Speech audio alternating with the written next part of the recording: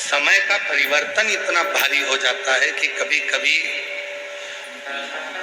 जो हमारा हृदय का टुकड़ा होता है, हमारे दिल की जान होता है, उसके शब्द भी हमें बुरे लगने लगते हैं कभी कभी।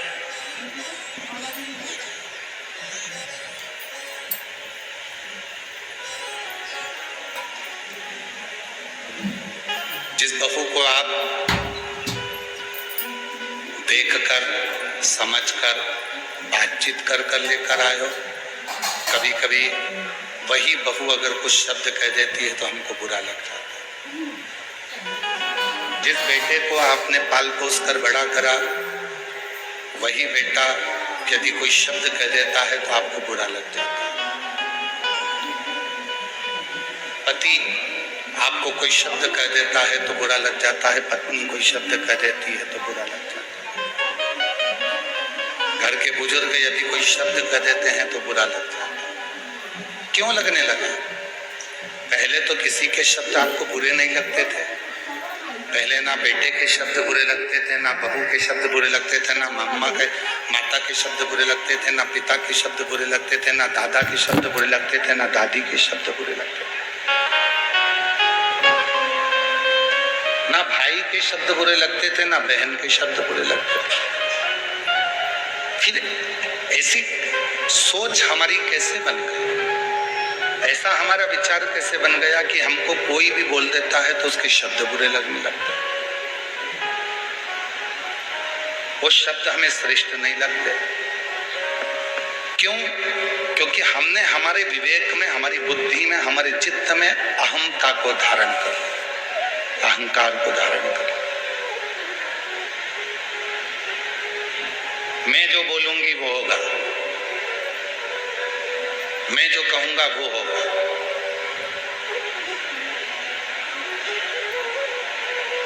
और हमने पहले भी कथा में कहा, दादाजी कहते हैं कि मैं किसी की नहीं सुनूंगा, दादी कहती है मैं किसी की नहीं सुनूंगी, सास कहती है मैं किसी की नहीं सुनूंगी, पति कहता है मैं नहीं सुनूंगा किसी के, पत्नी कहती है मैं किसी की नहीं सुनूंगी, बहू कहती है मैं किसी की नहीं सुनूंगी, बेटा कहता है मैं किसी की नहीं सुनूंगा। तो सुनेगा कौन? सीहोर वाला महाराज। जब तुम नहीं सुन रहे हो, एक दूसरे की बात को मानने को तैयार नहीं हो, एक दूसरे को समझने को तैयार नहीं हो, तो समझेगा कौन?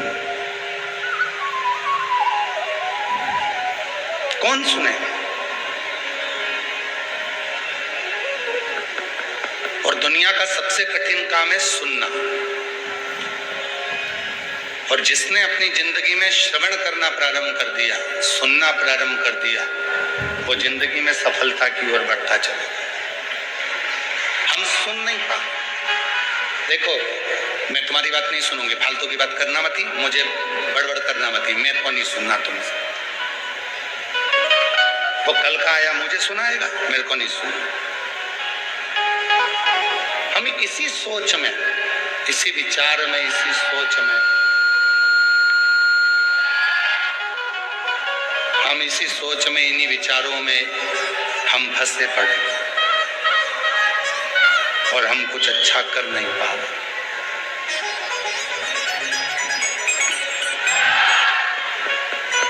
आप अच्छी सोच रखो, अच्छे विचार रखो।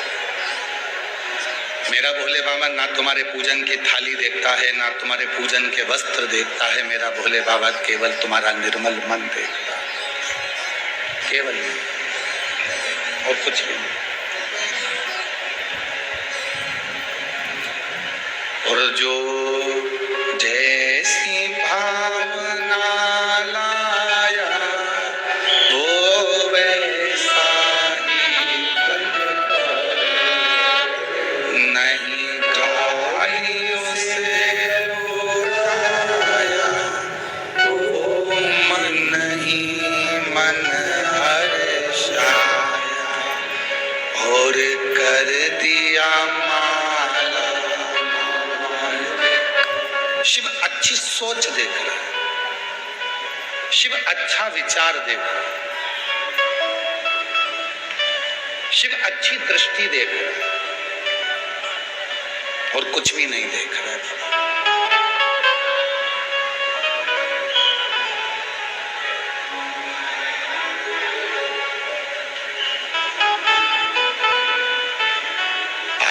गंदा होगा ना चल जाएगा, पात्र यदि गंदा है तो चलेगा, पर मन गंदा नहीं होना चाहिए। कपड़ा गंदा होगा चलेगा, पर मन गंदा नहीं होना चाहिए।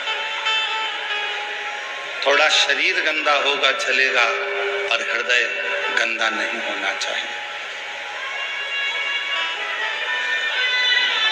आज प्रदोष है, बहुत किस्मत वाले हो आप सब, जो कथा की छठे दिन शिवरात्रि भी मन रही है और प्रदोष का दिन भी है, और शिव की कृपा है, भाग्यशाली है। प्रदोष का मतलब ही है कि अपने भीतर के जितने दोष हैं उनको समाप्त कर दो।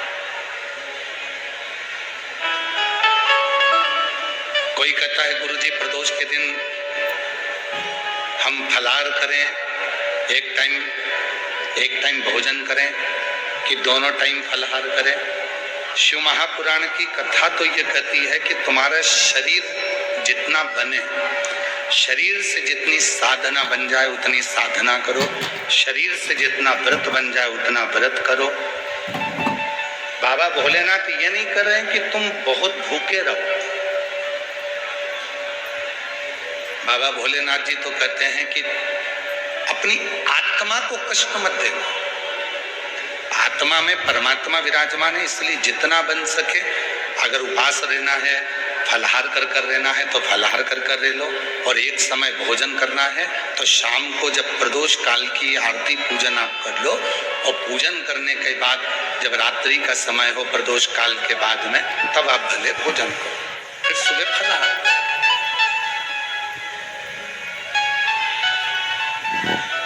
कुछ लोग ऐसे होते हैं कि प्रदोष के दिन फलाहार ग्रहण कर अगले दिन पालना करते हैं, अगले दिन ही अन्न ग्रहण करते हैं। तुम्हारे मन की जो संतुष्टि, तुम्हारे हृदय की जो संतुष्टि, तुम्हारी आत्मा की जो संतुष्टि हो, उस संतुष्टि से शिव प्रसन्न हो।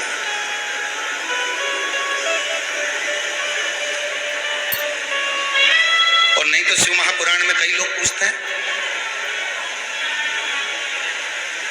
हम कई जगह पर कथा करने जाते हैं तो वहां पूछते हैं साहब जजमान को गुरुजी कथा सुनना है तो क्या व्रत करना पड़ेगा? हम कह देते हैं उसकी मर्जी, करे तो ठीक, ना करे तो ठीक। शिव जी को एक लोटा जल चढ़ाओ, कथा के पंडाल में आओ, कथा सुनो और अपने जीवन को सार्थक बनाओ।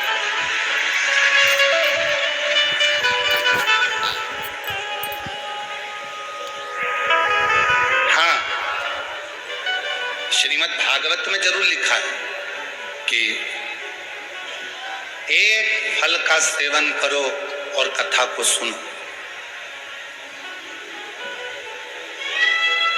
इतने में काम ना चले तो फिर एक समय फलाहार करो, कथा को सुनो।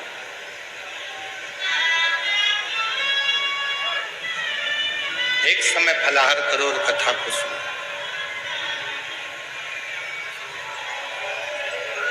पर कोई हमसे शिव महापुराण की बात करे तो हम कह देंगे एक समय फलाहार करो, ना बन सके तो एक समय भोजन करो, और इतने में भी काम ना चले तो दोनों समय भोजन करो, पर शिव महापुराण की कथा जरूर सुनो। और इतने में भी काम नहीं चले, दोनों समय भोजन में भी काम नहीं चले तो टिफिन लेके कथा में चलो, पर कथा सुनो, कथा नहीं छोड़ो।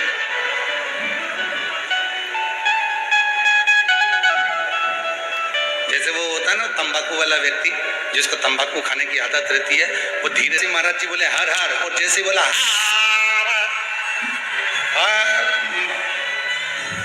गया साइड में। अब कोई इंतजार करता है बस भजन का, भजन आए और तो शिव महापुराण की कथा कर रही है, मेरे भगवान देवाधिदेव महादेव का चरित्र कह रहा है। अब हम आपसे कह दें कि भूखे रहना, कथा सुनना, अब भूखे रहकर तुम कथा सुन लो, तुम्हारा बीपी शुगर ऊंचा नीचा हो गया, तुम हॉस्पिटल में पड़े, महाराज जी कथा के किसको सुना? इससे अच्छा है तुम्हारा जैसा मन करे, दिल करे, फुल आनंद के साथ, फुल एंजॉय के साथ भगवान की अविरल भक्ति धारण करो। मेरा शिव तुम्हारे ऊपर करुणा करना प्रारंभ कर देगा, कृपा करना प्रारंभ। दिखावा कर कर भगवान को कभी नहीं पाया जा सकता। शिव को दिखावे से कभी प्राप्त नहीं कर सकते।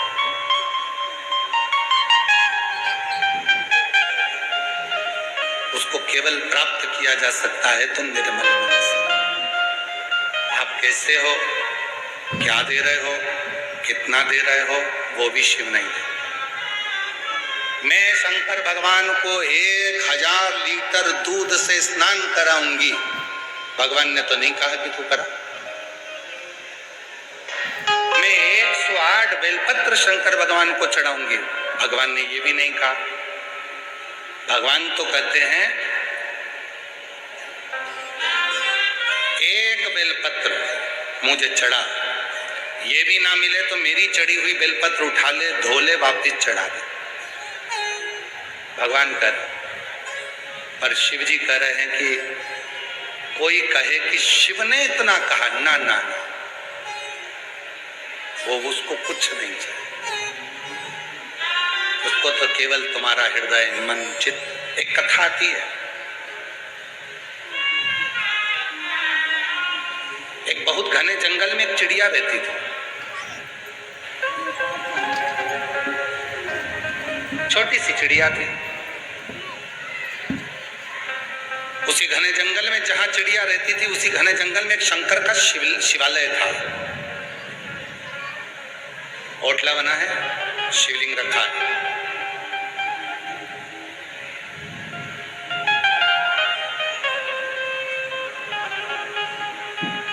एक शिव भक्त आते हैं, शिव जी को स्नान कराते हैं, पूजन करते हैं, चले जाते। वो चिड़िया रोज देखती है कि कोई शंकर जी के मंदिर में, शिवालय में आता है, जल चढ़ाता है, चले जाता।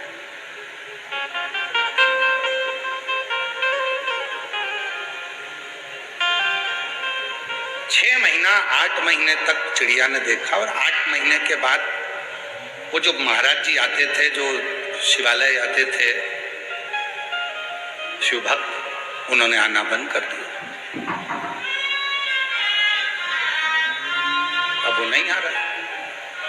चिड़िया ने विचार करा, शंकर जी के मंदिर में कोई भी नहीं आता, जल भी नहीं चढ़ता, क्यों ना मैं जल चढ़ाऊं। अब चिड़िया नदी में जाती, 2 बूंद पानी अपनी चोंच में भर लेती और शिव जी पे लाकर चढ़ा देती।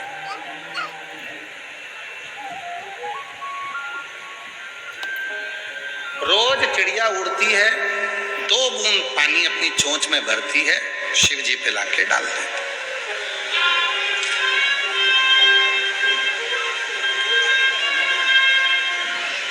अब आप इस कथा पर थोड़ा ध्यान देना। जो लोग कहते 1000 लीटर दूध चढ़ाऊंगी, कोई कहता है 108 बेलपत्र चढ़ाऊंगा, कोई कहता है इतना जल चढ़ाऊंगा, कोई कहता है मैं 200-500 लोटा जल चढ़ाऊंगी। नहीं, शिव शिव शिव शिव। 2 बूंद चिड़िया जल लेकर आती थी और 2 बूंद जल शिव जी पे छोड़ देती थी, चोंच में भरकर लाती, छोड़ देती। समय बीत गया, सूख गए, बावड़ी सूख गई, कुएं सूख गए। जंगल में लकड़ी आपस में घिसती है तो आग लग जाती है और पूरा जंगल जलने लगता है। चिड़िया के मन में आया कि मैं शंकर जी को पानी कहां से लाकर चढ़ाऊं, मेरा तो नियम टूट रहा है। नदी सूख चुकी है, तालाब में पानी नहीं है, मैं पानी लाऊं तो लाऊं कहां से।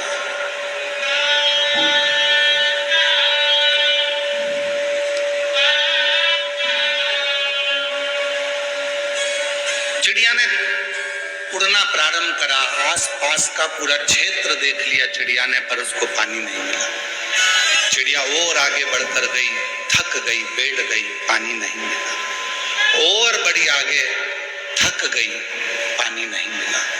बहुत आगे चिड़िया निकल गई, तब एक खड्डे में थोड़ा सा पानी भरा था, उसमें से 2 बूंद पानी चिड़िया ने चोंच में भर लिया।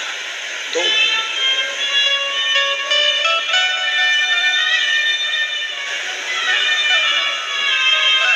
बूंद पानी चिड़िया ने अपनी चोंच में भरा, लेकर आ रही थी, खुश थी, आज शिव जी को जल चढ़ाऊंगी। और चोंच में पानी भरकर जैसी चिड़िया आ रही थी, आते आते आते आते एक जगह पर रुकी तो देखा जंगल में आग लगी हुई थी, सारे जानवर भाग रहे थे, सारे।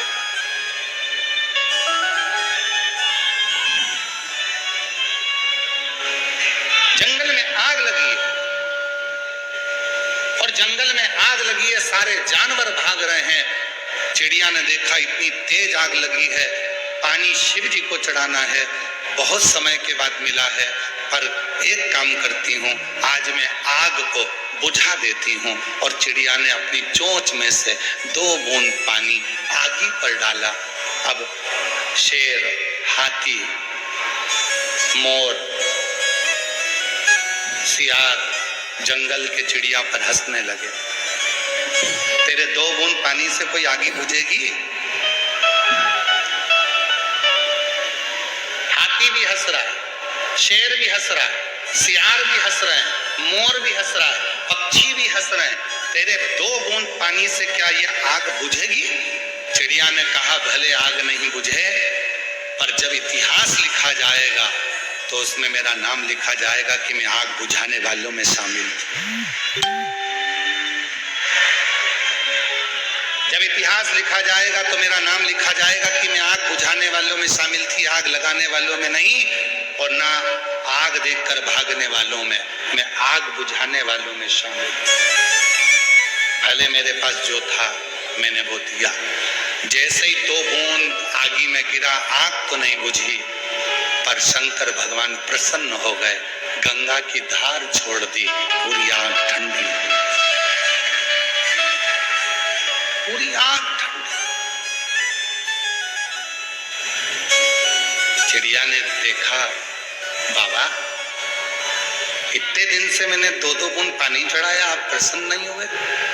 शिव जी कहने लगे, चिड़िया तू रोज मेरे लिए जल लाती थी, आज तूने जनमानस के कल्याण के लिए जल का प्रयोग किया, और जो दूसरे के लिए जीना सीख जाता है, शिव उस पर करुणा करना प्रारंभ कर दे।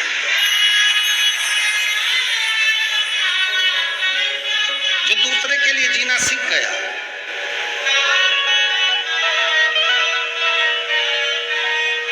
आज जिन श्री रसिकलाल जी,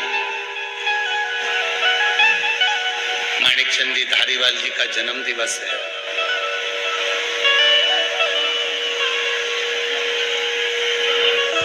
भले वो हमारे बीच में है ना है, पर याद रखना, उसके साथ में थोड़ी थोड़ी कमाने के साथ में, धन कमाने के साथ में थोड़ी थोड़ी दुआ भी कमाते चले जाना, थोड़ा आशीर्वाद कमाते चले।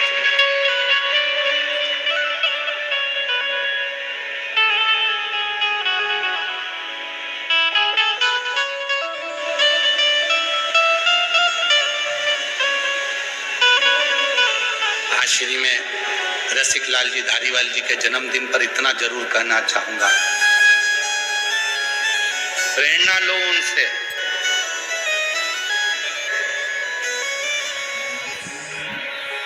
जो मृत्यु की सैया पर पड़े हुए थे और शरीर में जब कष्ट हो गया था, बीमारी हो गई, तब बाबा भोलेनाथ जिनकी वो आराधना करते थे, भगवान शंकर की पूजन करते थे, मृत्यु की सैया पर शिव से बात कर रहे हैं और शंकर से पूछ रहे हैं कि मुझे और क्या करना है। तो देव अधिदेव महादेव कहते हैं, मैं तुझे और श्वास देता हूँ। अब पृथ्वी पर तेरे को रखा इसलिए है कि तू अपने धन का सदुपयोग करना, किसी वृद्धाश्रम का, किसी धर्मशाला का, किसी हॉस्पिटल का निर्माण कर जनमानस का कल्याण कर।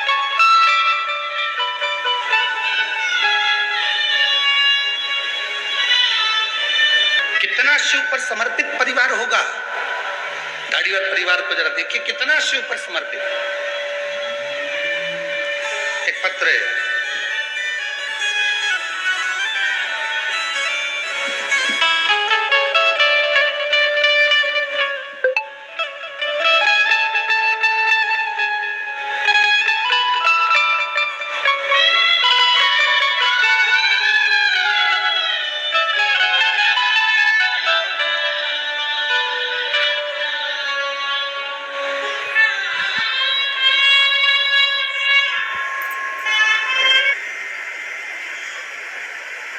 सखा राम जी लोढ़े। कहीं बैठे हो तो हाथ हिला सकते हैं। मैं भीका जी सखा राम जी लोढ़े, रामलिंगम शिरूर से हूं, मेरा मोबाइल नंबर है। आज श्रीमान रसिक लाल जी धारीवाल जी का 87वां जन्म दिवस है। पत्र में लिखा ना चाहूंगा, 67 से मैं उनसे जुड़ा हुआ था, 60 साल हो गए मेरे को उनसे जुड़े हुए।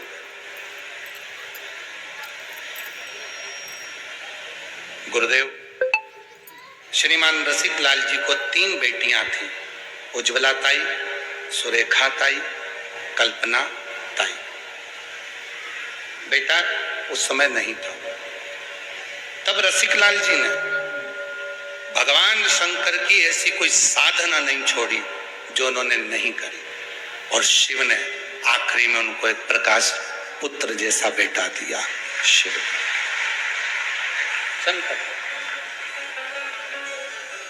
गुरुदेव, प्रकाश जी की धर्मपत्नी भी जो मिली दीना जी, वो भी शिव की भक्त मिली, शंकर की आराधना। शिव ने उनकी भी बहुत परीक्षा ली। उस बेटी ने शिव की साधना को नहीं छोड़ा, शंकर की साधना करती रही, और आज बाबा ने उनकी गोद में भी बेटी और बेटा आदित्य और उसकी बहन को शिव। ये शिव महापुराण की कथा केवल धारीवाल परिवार नहीं करा रहा है, ये शिव महापुराण की कथा तो स्वयं शंकर जी रसिक लाल जी के लिए करा रहे हैं, स्वयं शिव करा। ये जिनने जो पत्र लिखा है, भीका जी सखा राम जी लोढ़े, रामलिंगम शिरूर से ये पत्र है। अगर कहीं बैठे हो तो आ सकते। शिव की भक्ति के, और फिर निवेदन करेंगे आप सबसे, आप जितनी भी संख्या में बैठे हो, लाखों की भीड़ है, इन पंडालों को यदि एक के पीछे एक लगाया जाए तो कम से कम आप 2 किलोमीटर तक चले जाओ, 3 किलोमीटर तक चले जाओ, इतना पंडाल है। और पंडाल के बाहर जितनी पब्लिक बैठी हुई है, इधर साइड पीछे, सब अपनी अपनी चद्दर लगाकर, छाता लगाकर, पेड़ों के नीचे, भोजनशाला में, दुकानों में, गाड़ियों के नीचे, जो तुम भरे पड़े हुए हो, गाड़ियों के साइड में बैठे हुए हो, जहां जहां तुम बैठे हो, अगर लाखों की संख्या में आप लोग आए हो तो आप कोई साधारण नहीं हो। कहीं शिव जी से तुम्हारा कोई पुराना संबंध होगा तो बाबा ने तुम्हें देने के लिए बुलाया, बाबा ने तुम्हें देने के लिए। इस अविरल भक्ति को धारण तो करो। पानी से चिड़िया की चोंच में भरे हुए 2 बूंद पानी से नहीं बुझ सकते, नहीं।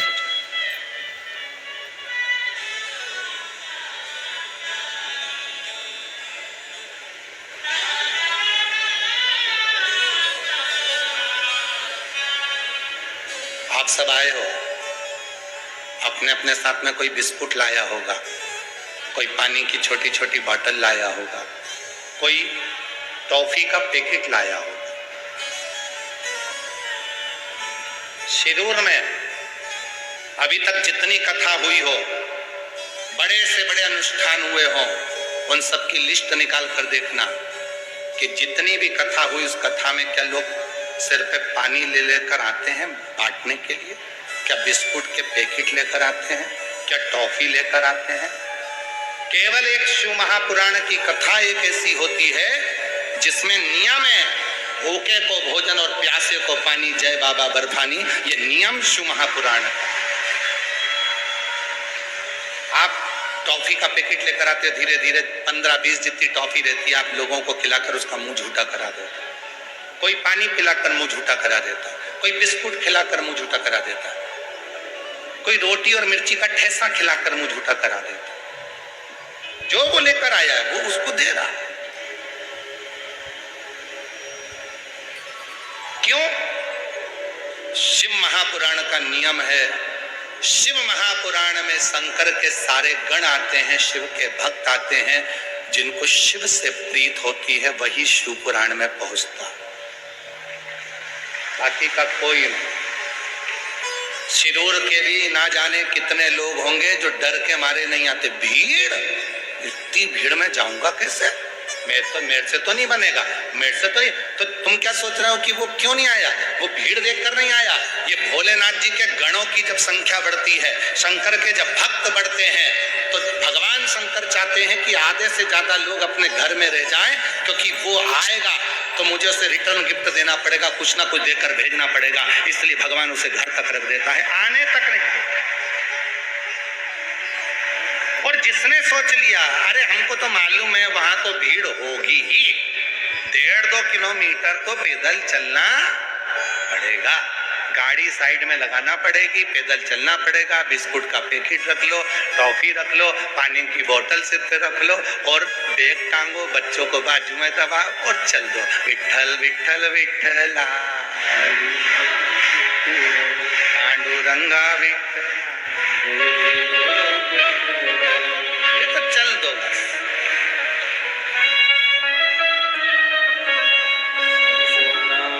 आप ही के बंदर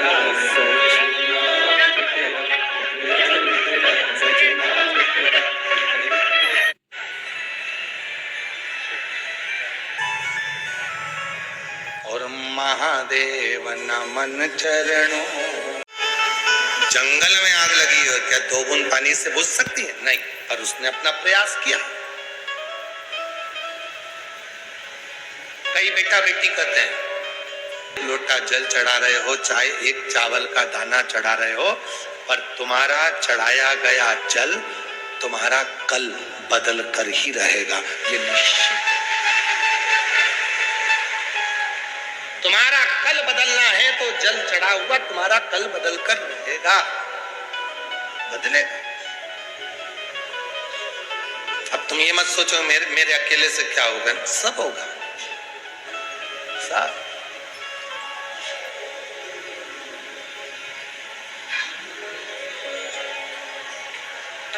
क्या नहीं हो सकता? सब कुछ हो सकता। अकेले ध्रुव जी महाराज थे, 4 वर्ष की अवस्था थी,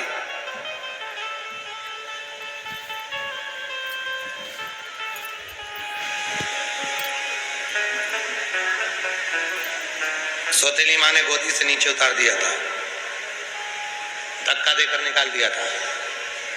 सिंहासन पर बैठ रहा है अगर तुझे, तो तेरे पिता मेरी गोद में आकर मेरे गर्भ से जन्म लेना पड़ेगा, और मेरे गर्भ में आने के लिए तुझे भगवान का भजन करना पड़ेगा, निकल जाए यहाँ से। धक्का मार के निकाल दिया। ध्रुव जी महाराज रोते रोते अपनी माँ के पास पहुंचे। माँ, मुझे छोटी माँ ने सिंहासन से उतार दिया, गोदी में नहीं बैठने देती। इतनी सी बात, गोदी में बैठने के लिए रोता है, वो भी अपने पिता की।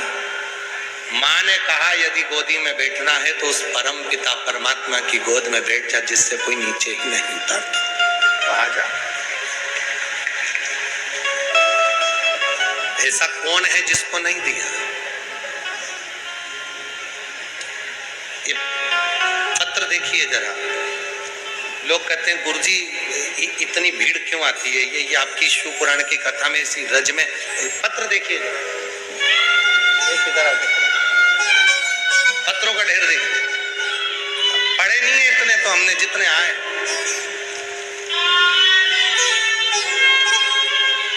आस्था चंद वालों से निवेदन है, सारे पत्र दिखा।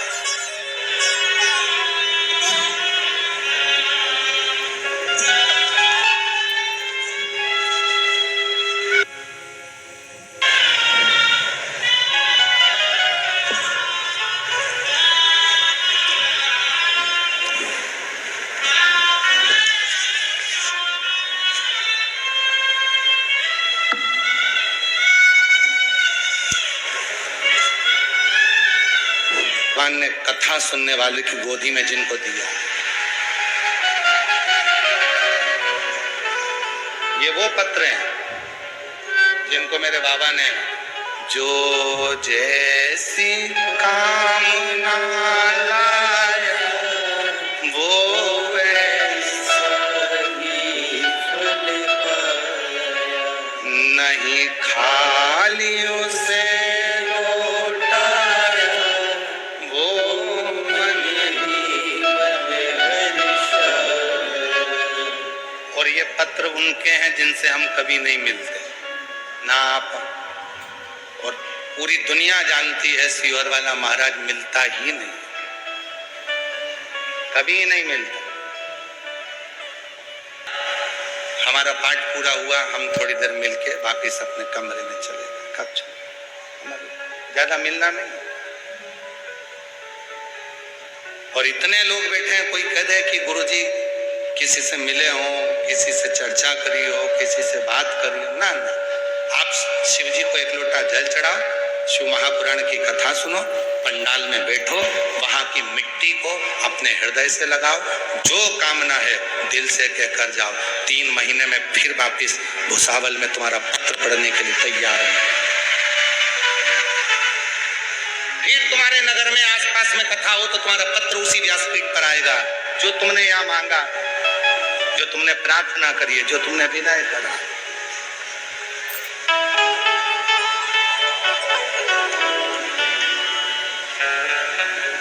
शिव को पाने के लिए आडंबर की, दिखावे की, ढोंग और ढकोसले की जरूरत नहीं, पाखंड की जरूरत नहीं। एक लोटा जल चढ़ाओ, 3 बार ताली बजाओ, हर हर, बस शिव मिल गया। ज्यादा कुछ नहीं, कुछ सारी समस्या का हल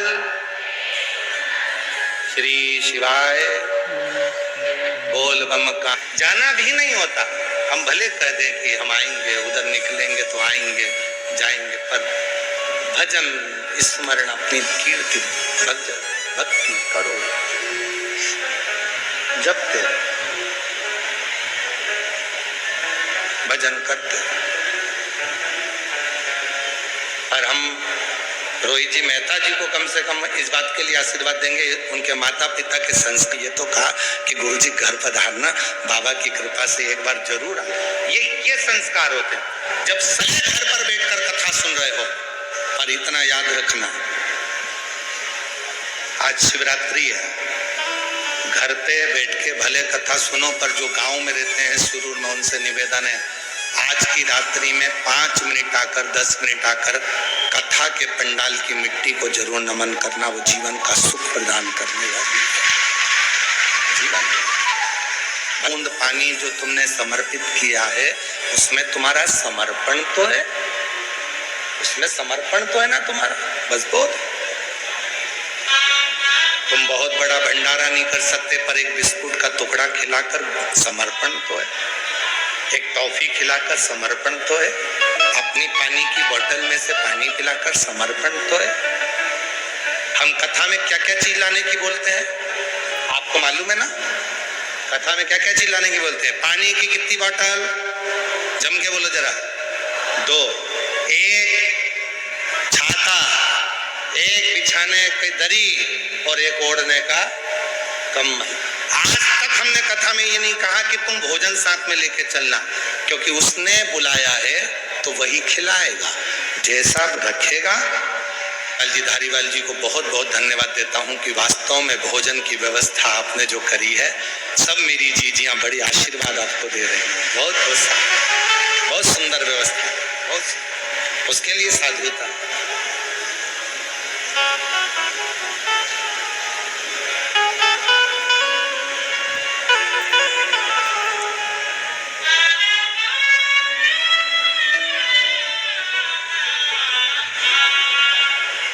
रावण को बाबा तूने नंदा दिया,